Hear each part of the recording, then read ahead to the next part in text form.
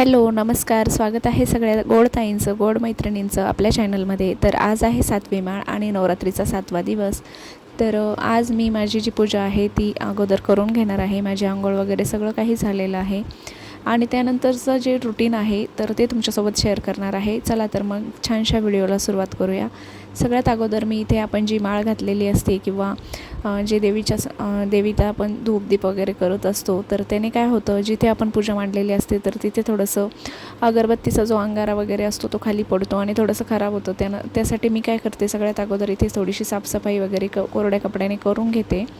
मी अशी टेबलवरती घटस्थापना केलेली आहे आणि तिथेच मग छान असं पूजा वगैरे करायला पण थोडंसं सोपं पडतं. जर का देवघरासमोर किंवा देवघरामध्ये जर आपण घटस्थापना केली तर थोडंसं देवांची पूजा आणि हे दोन्ही मिळून करायला थोडंसं जड जातं. त्यामुळे मी अशी बाजूलाच घटस्थापना करून घेतलेली आहे. तर मी सगळ्यात अगोदर काय केलं की थोडंसं कोरड्या कपड्याने ते साफ वगैरे करून घेतलं आणि त्यानंतर जे कालचे फुलं वगैरे असतात आणि अगरबत्तीचा अंगारा वगैरे पडलेला असतो, थोडंफार खराब होतंच, तर ते सगळं साफ करून घेतलं आणि छोटीशी अशी इथे मी रांगोळी काढून घेतलेली आहे देवीच्या समोर. तर रोज मी एक इथे अशी फरशी ठेवलेली आहे आणि त्या फरशीवरती रांगोळी काढून घेत असते आणि रोजची ती चेंज करत असते. तर मस्त वाटतं ज्यावेळेस आपलं देवीची पूजा वगैरे केली जाते, रांगोळी, धूप, दीप केलं जातं, तर खरंच ती जी प्रसन्नता असते ती अगदी कुठल्याही कामामध्ये येत नाही. तर एकदम आनंद असा ह्या 9 दिवसांमध्ये आपल्या घरामध्ये असतो खरंच.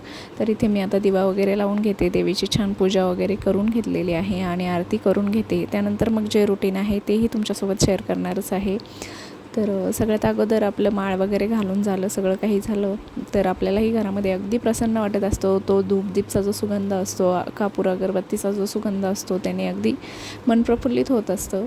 तर मला आज फराळ पण बनवायचा आहे. फराळामध्ये मी आज साबुदाणा वडे बनवणार आहे. तर उपवास फक्त माझ्या सासूबाईंनाच आहे, तर त्यांच्यासाठीच मी इथे, कारण रोज दशमी आणि भाजी, ठेचा, चटणी हे जे असतं ते खाऊन थोडंसं बोर होतं 9 दिवसांमध्ये. तर आलटून पलटून असं काहीतरी केलं तर मग उपवासाचं खायलाही थोडंसं बरं वाटतं. कारण रोजच साबुदाणा पण खाल्ला जात नाही आणि रोज दशमी पण खाल्ल्या जात नाही. त्यामुळे थोडंसं काहीतरी बदलून मी इथे करत असते. तर मी आज साबुदाणा वडे बनवणार आहे. तर त्या अगोदर मी आमचा जो स्वयंपाक आहे, म्हणजे आम्हाला उपवास नाही आहे, तर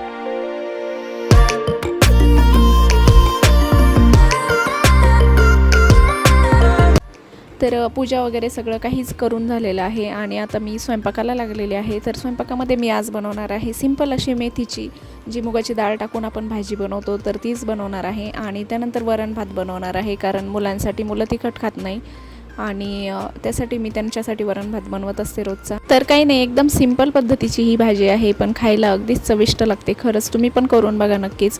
तर इथे मी थोडासा लसूण घेतलेला आहे आणि लसूण अशा पद्धतीने कट करून घ्यायचा आहे बारीक, आणि हिरव्या मिरच्या पण बारीक कापून घ्यायच्या आहेत.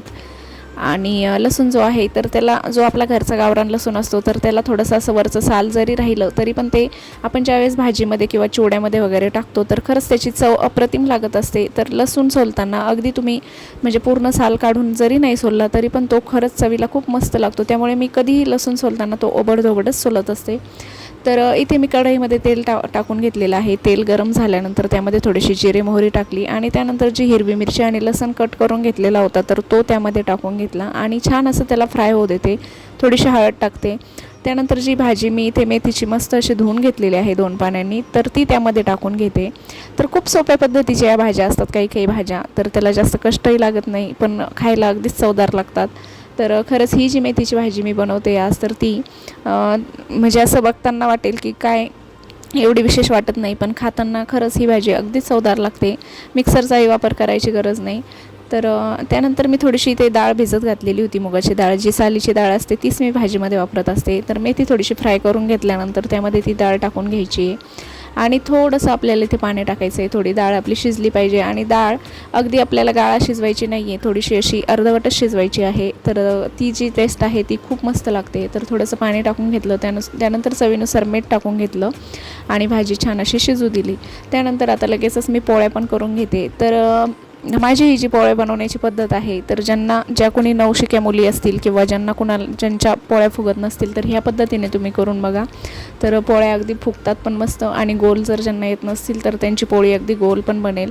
तर पोळी थोडीशी लाटून घेतलेली आहे. त्यानंतर तेल लावून आपण जशी मोदकची पारी बनवतो तर त्या पद्धतीने ही पोळी फोल्ड करून घ्यायची आहे. त्यानंतर पिठामध्ये बुडवून छान अशी गोल लाटून घ्यायची आहे. जी पोळी आपण अशी चारपदरी वगैरे बनवतो तर बऱ्याच जणींना ती पोळी गोल जमत नाही. तर या पद्धतीने जर पोळी बनवली तर ती अगदी गोल होते.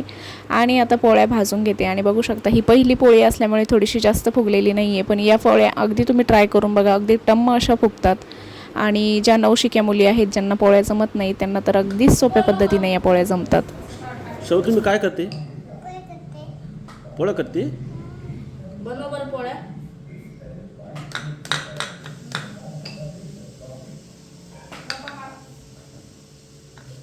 वा वा वा. आणि गॅस चालू केला का? बरोबर, चालू केलं गॅस. गरम आहे ती पोळी, इतक्या लवकर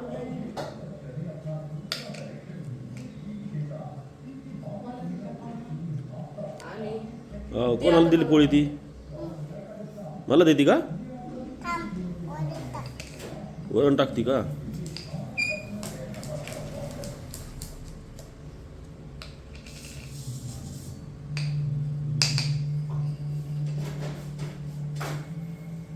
ते काय टाकलं आता? काय टाकलं ते? वरण टाकलं का?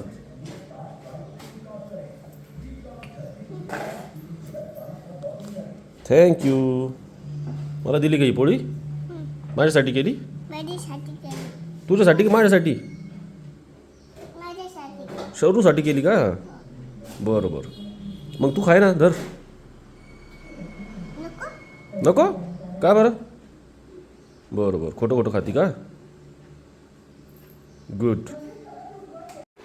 तर शरीयूला पण मी जे करत असते तर तेच काही करायचं असतं. तर मी पोळ्या बनवत होते तर तिला देखील पोळ्या बनवायच्या होत्या. तर इथे मी मुलांसाठी वरण आणि भात बनवलेला आहे. तर भात रेडी झालेला आहे आणि आता वरणाला फोडणी देऊन घेते. तर वरण छान असं शिजलेलं आहे आणि ही घरची डाळ आहे, तर थोडेसे सालं वगैरे वरती येतात त्याचे. तर हे अगदी खाण्यासाठी पौष्टिक असतात, त्यामुळे मी ते निवडत बसत नाही, तशीच मी डाळ शिजायला टाकत असते. तर काही नाही, सिंपल पद्धतीने वरण बनवलेलं आहे. आणि शरीयूला खूप मोबाईलची सवय लागलेली होती. ती अगदी जेवायलासुद्धा तिला मोबाईल लागायचा आणि खूपच जास्त ती ॲडिक्ट होत चालली होती मोबाईलला. तर त्यामुळे मी तिला अशा पद्धतीने आता खेळणी वगैरे मांडून देत असते. आणि मी जर पोळ्या करत असले तर थोडंसं कणिक तिच्याकडेही देत असते आणि ती पण पोळ्या बनवते. आणि असं काही एंगेज केलं मुलांना तर मुलांना अजिबात मोबाईलची आठवण येत नाही. तर तिच्या बाबतीत आम्ही हेच केलेलं आहे आणि तिची मोबाईलची सवय थोडीशी कमी झालेली आहे. तर जेवणाचं ताट रेडी झालेलं आहे. मेथीची भाजी, वरण, भात, कांदा, लिंबू आणि चपाती, या तुम्ही पण जेवायला. आता यांचं जेवण वगैरे झालेलं आहे आणि आता मी फराळ करते. तर आईंसाठी आज मी साबुदाणा वडे गरमागरम बनवणार आहे. तर मी ज्यावेळेस आमचा स्वयंपाक होतो त्यावेळेस थोडंसं गॅसोटा वगैरे आवरून पुसून घेत असते, त्यानंतरच मग जे काही फराळ आहे तर ते बनवत असते. तर इथे मी बटाटे उकडून घेतलेले आहे. बटाट्याचे जे वरचे साल आहे ते काढून घेते. आणि आता साबुदाणा वडे तर प्रत्येकालाच बनवता येतात, ते काही जास्त अवघड नाही, पण प्रत्येकाची बनवण्याची पद्धत जी असते ती थोडी थोडी वेगळी असते. तर मी इथे जे बटाटे आहे तर ते जास्त गाळ शिजवत नाही, थोडेसे असे अर्धवटच कच्चे ठेवत असते, म्हणजे जास्त प्रमाणात कच्चे पण नाही. तर आणि त्यानंतर मिक्सरच्या भांड्यामध्ये मिरची आणि शेंगदाणे जे आहे ते बारीक करून घेते. आणि मीठ जे आहे ते मी मिक्सरच्या भांड्यात अजिबात टाकत नाही. तुम्ही पण टाकत जाऊ नका, कारण त्याने काय होतं, मिक्सरचे जे पाते असतात तर ते खराब होतात लवकर आणि आपला जो मसाला असतो तो जास्त बारीक निघत नाही. त्यामुळे मीठ शक्यतो आपण वरतीच टाकायचं आहे आपल्या मसाल्यामध्ये. तर हे मिरची आणि शेंगदाणे बारीक करून घेतलेले आहे आणि साबुदाणा मी भिजत घातलेला होता सकाळी. तर मी रात्री भिजवलेला नाही आहे हा साबुदाणा वड्यासाठी थोडासा सकाळी जरी साबुदाणा भिजवला आणि दुपारी जरी आपण वडे बनवले तरी देखील चालतं. तर इथे मी बटाटे जे आहेत तर ते थोडेसे असे किसणीने किसून घेतले आणि बटाटे जर थोडेसे जास्त प्रमाणात उकडलेले असतील तर ते अगदी हाताने सुद्धा मॅश होऊन जातात. तर इथे मी मीठ वगैरे टाकून घेतलेलं आहे चवीनुसार आणि जो काही मसाला केलेला होता तर तोही टाकून घेतलेला आहे आणि अशा पद्धतीने साबुदाण्याचं जे मिश्रण आहे ते रेडी केलेलं आहे. तर इथे मी तेल कढईमध्ये गरम करण्यासाठी ठेवते. त्यानंतर मग थोडंफार मी चिप्स आणि जे साबुदाणा पापड असतात तेही बनवून तळून घेणार आहे आणि त्यानंतर जे वडे आहेत ते त्यामध्ये तळणार आहे. तर तेल छान गरम झाल्यानंतर आपल्याला वडे बनवायचे आहेत. आणि मैत्रिणींनो, तुमची नवरात्री कशी चालू आहे तर प्लीज कमेंट करत जा आणि तुम्ही ज्या छान छान कमेंट्स केल्या तर त्यानुसार मला व्हिडिओ बनवायला अजून जास्त छान वाटतं. आणि कशा पद्धतीचे व्हिडिओ तुम्हाला आवडतात ते देखील मला कमेंट सेक्शनमध्ये सांगत जा. तर तुमच्या कमेंटने खरंच खूप मोटिवेट होतं आणि त्यानंतर व्हिडिओ बनवायला अगदी अजून जास्त उत्साह येतो. तर मैत्रिणींनो, कमेंट नक्की करत जा. तर इथे मी चिप्स आहेत घरी बनवलेले, उन्हाळ्यामध्ये जे बनवले होते मी तर ते तळून घेतलेले आहे अगोदर. तर रोजच काही तेलकट वगैरे तळत नाही, पण आज साबुदाणा वडे तेलकट बनणारच होते तर म्हटलं चला आज चिप्सही तळूया, कारण आमच्या आईंना जास्त तेलकट आवडतच नाही मुळात. तर इथे आज शूट जे आहे तर ते सगळं माझ्या मुलाने म्हणजेच आबाईने केलेलं आहे. तर त्याला 7व्या माळीची आज सुट्टी होती. म्हटलं चला आज शूट करतो. तर त्याला ज्यावेळेस सुट्टी वगैरे असते तर तो मला शूट करण्यासाठी खरंच खूप मदत करत असतो. तर त्याने आज सगळी शूट केलेलं आहे. तर इथे साबुदाण्याचं जे मिश्रण आहे तर हातावरतीच अशा पद्धतीने वडे बनवून घ्यायचे आहे आणि छान असे तेलामध्ये तळून घ्यायचे. तर तेल जास्त पण गरम करायचं नाही आहे, म्हणजे गॅस नंतर थोडंसं स्लो करून घ्यायचं आहे आणि त्यानंतर मग जे वडे आहेत तर ते छान तळून घ्यायचे आहेत. तर इथे वडे वगैरे तळून घेते आणि आमचे जेवण वगैरे तर झालेले आहेत. फक्त आईंसाठी आता मी वडे बनवून घेते. तर सगळ्यांनाच वडे खायचे आहे, पण दुपारी ज्यावेळेस करेल मी तर तेव्हा सगळे खातील. आता जेवण झाल्यामुळे फक्त आईंसाठीच थोडेफार वडे बनवून घेते आणि त्यानंतर मग बाकीचे जे आहेत सगळ्यांना जेव्हा खायचे तेव्हा गरमागरम बनवेल. तर मैत्रिणींनो, हा व्हिडिओ तुम्हाला कसा वाटला नक्की कमेंट सेक्शनमध्ये सांगा. आणि जर आपले व्हिडिओ आवडत असतील आपल्या चॅनलवर जर तुम्ही नवीन असाल तर नक्कीच चॅनलला सबस्क्राईब करा, व्हिडिओला लाईक करा, शेअर करा. तर भेटूया पुन्हा एकदा अशाच नवीन आणि छानशा व्हिडिओसोबत. तोपर्यंत माझ्या सगळ्या गोड ताईंना, गोड मैत्रिणींना नमस्कार. आणि तुमची नवरात्री कशी चालली आहे कमेंट सेक्शनमध्ये ज़रूर सांगा. तर मग भेटूया पुन्हा एकदा. बाय.